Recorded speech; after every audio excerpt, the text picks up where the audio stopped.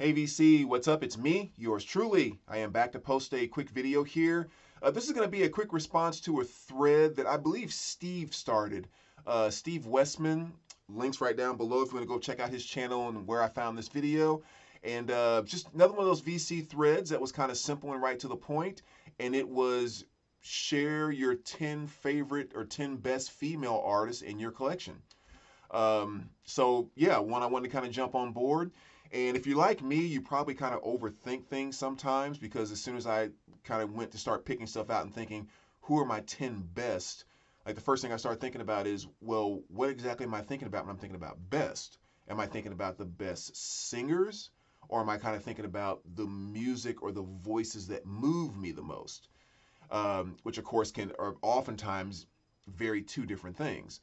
Like I always like to use that comparison of Whitney Houston is a much better singer than Sade. I mean, without question, as far as voice control, what she can do, she's a better singer. But I like Sade's music more, and I rather listen to Sade's music more, and Sade's music is more moving to me than Whitney Houston's music.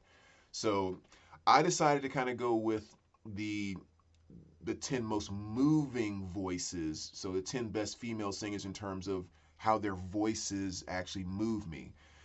So that's what I'm going to do here, and I'm leaving out all R&B. So because that would just take up way too many of my picks. So I might do a second video, just my 10 favorite female R&B artists, because like I said, just way too many in that category, especially when you start getting back into the 60s and 70s and like.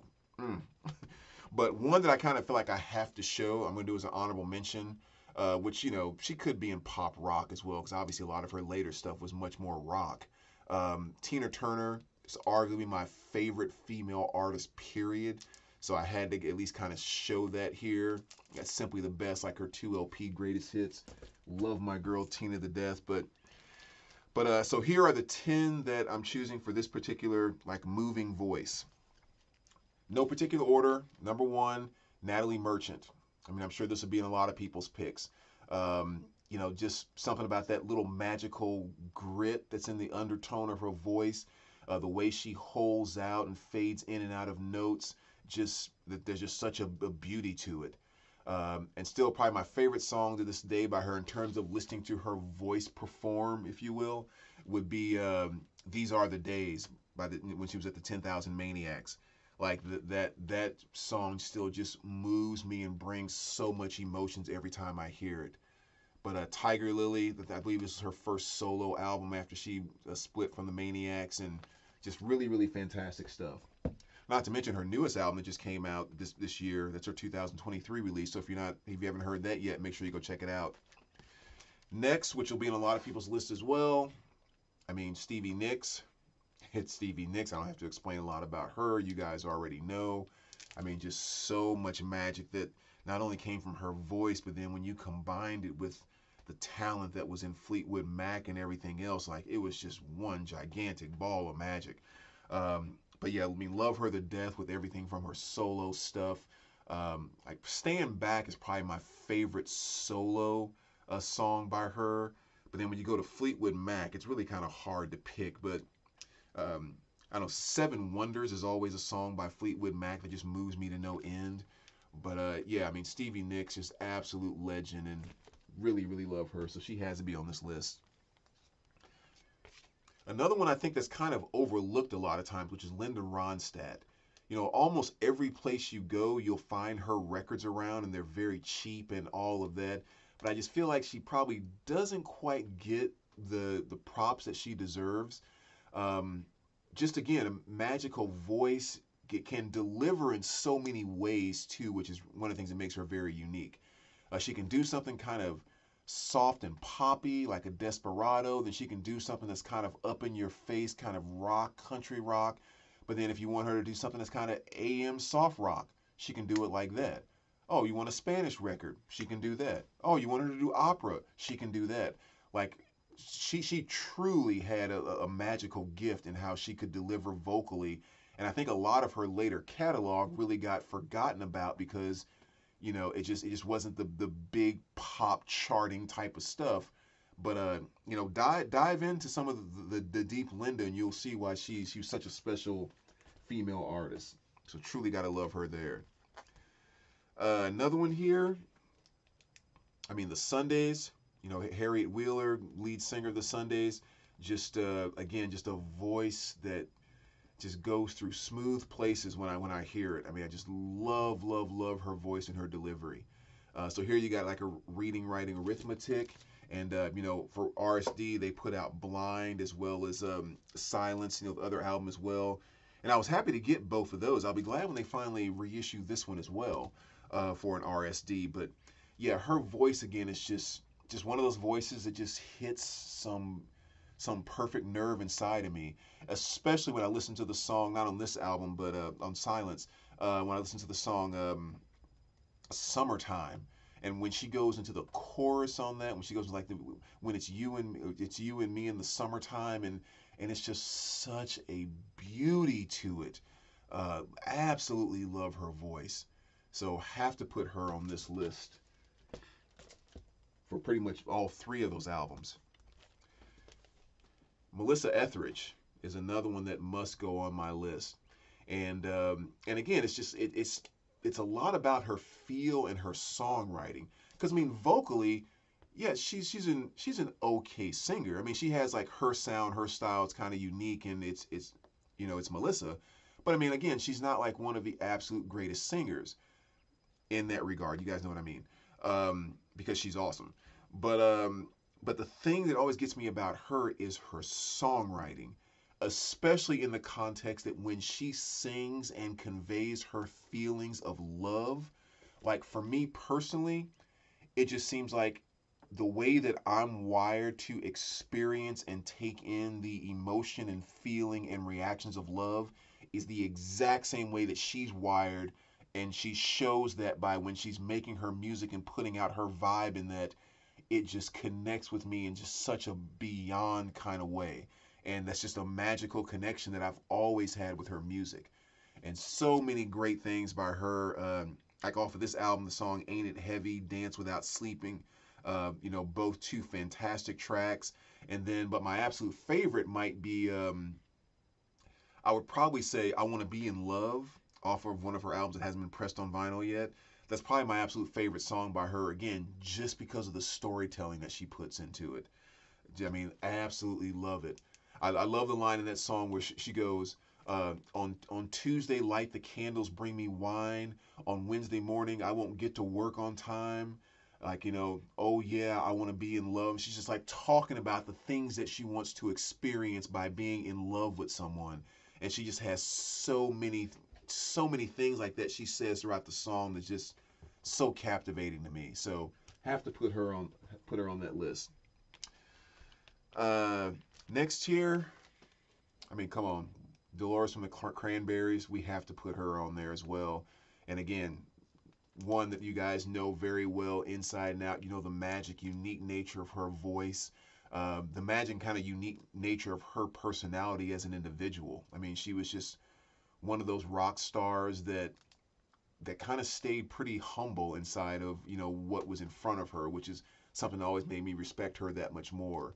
Her desire of wanting to be a mom, be a family woman, and in the midst of being such a large, gigantic rock star, quite frankly.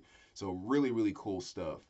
And again, her voice just so freaking magical. And whenever I think about her, I always think about the chorus from the song Linger. Big mainstream played out hit, but when I hear her sing that chorus and Linger, it just sucks me in. So beautiful. So I have to put Dolores on my list. And this is one for those of you that have been around my channel for years and years and years now. You've heard me talk about the one and only Pat Benatar so many times. And one of my favorite phrases to use with Pat, which is, don't sleep on Pat. I don't know how many times I've said that over the years here in the vinyl community.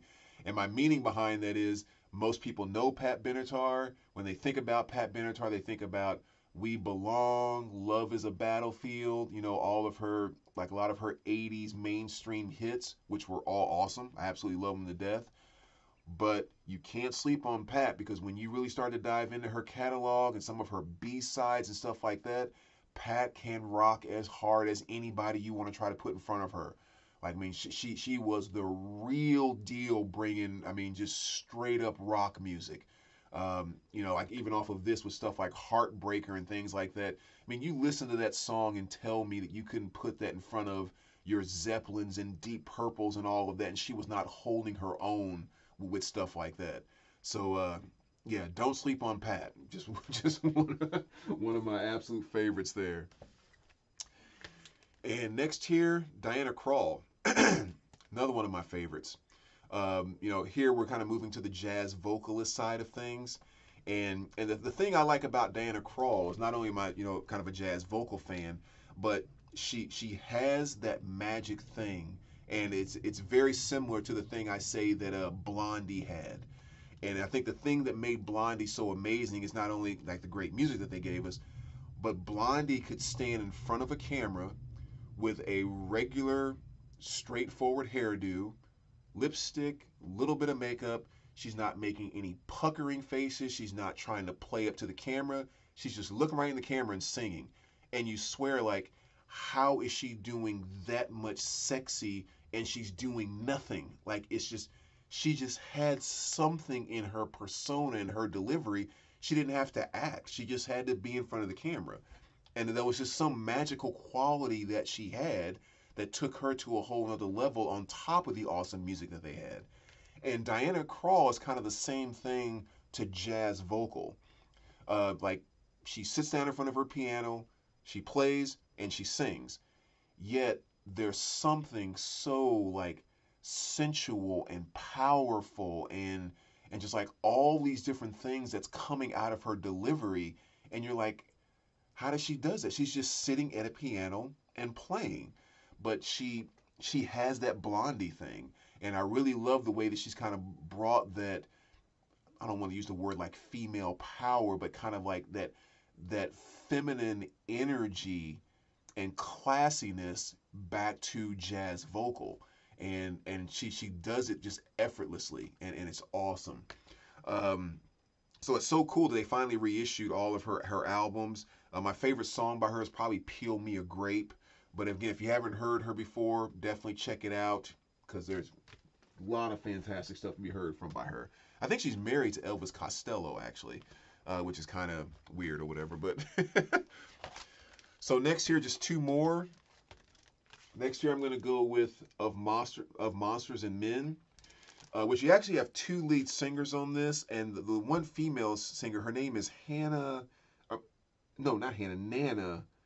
And I can never remember how to pronounce her last name. Is something I can't pronounce right. But Hannah is one of the guys co-lead singers of Monsters and Men, and again, she just has one of those voices. It just has something that's kind of special about it to me. And it's so strange because whenever I hear her sing, I get Janis Joplin vibes off of her, but she's not doing bluesy, rough, like, you know, hardcore Janis stuff.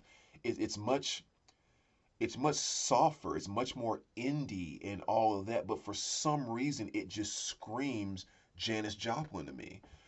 So there's something in that vibe that I can't explain. And so if you're not familiar with her, like if you go listen to the song "Dirty Paws" off of this album, um, it's like it's the two of them kind of singing together, but you can hear her as the female voice, and even that kind of shows a bit of the beauty of what her voice does. But even more so in the song "Mountain Sound," when they go to the chorus, there are some pieces in the chorus that she does solo, and it's just there's just a beauty to it. Like, what can I say? I absolutely love her voice. So that's one that makes my list. And last but not least, one that everyone's gonna probably pick, you know, Wilson. I mean, by heart, how can you not put that on the list? Again, just one of those awesome female voices that she actually has mastered and has that luxury, if you will, of being able to kind of maintain the feminine qualities of her female voice, even if she delivers it as hard and as rough as it could possibly be delivered. She never loses that feminine power behind it. And again, I think that's something that I think a lot of female singers can't do. They tend to go kind of one way or another, and but she had that ability, and it's the thing that gave Hart that ability to go from, you know, doing a Magic Man or a Barracuda to, you know, I don't know, like Want You So Bad, like off their album Bad Animals, which is one of my favorite, probably my favorite album by Hart.